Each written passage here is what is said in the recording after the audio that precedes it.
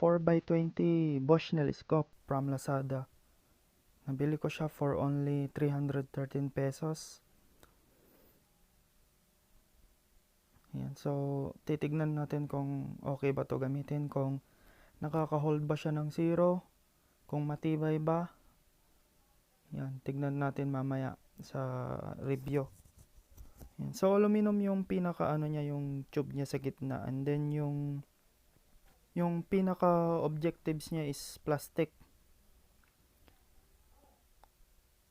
Ayan. So aluminum naman yan, ito lang yung mga plastic. Ayan.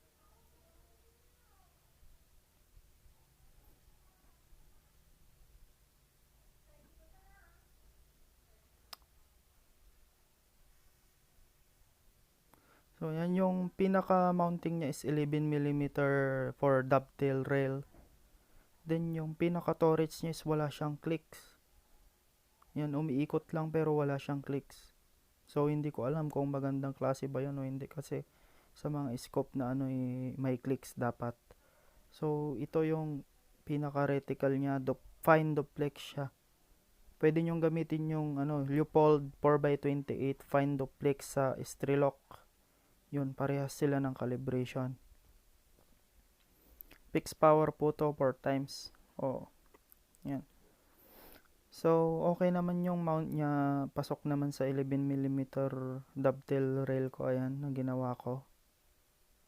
Mahigpit naman siya. Hindi naman siya ano, nag-i-slide o kaya ano, yung natatanggal. Oh, i-mount ko na lang to sa ano, sa PCP airgun, at saka iti-test ko kung okay ba siya, nakaka-hold ba siya ng zero.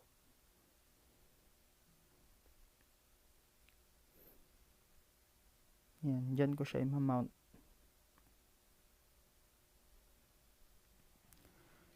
Okay, so nakaka-hold naman siya ng zero, na-test ko kanina, kaso may problema.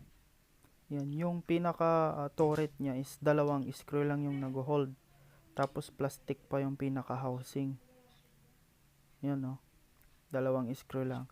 So kapag hinihigpitan mo siya, bumubuka. Yun, bumubuka yung parang nagkakaroon ng space dyan.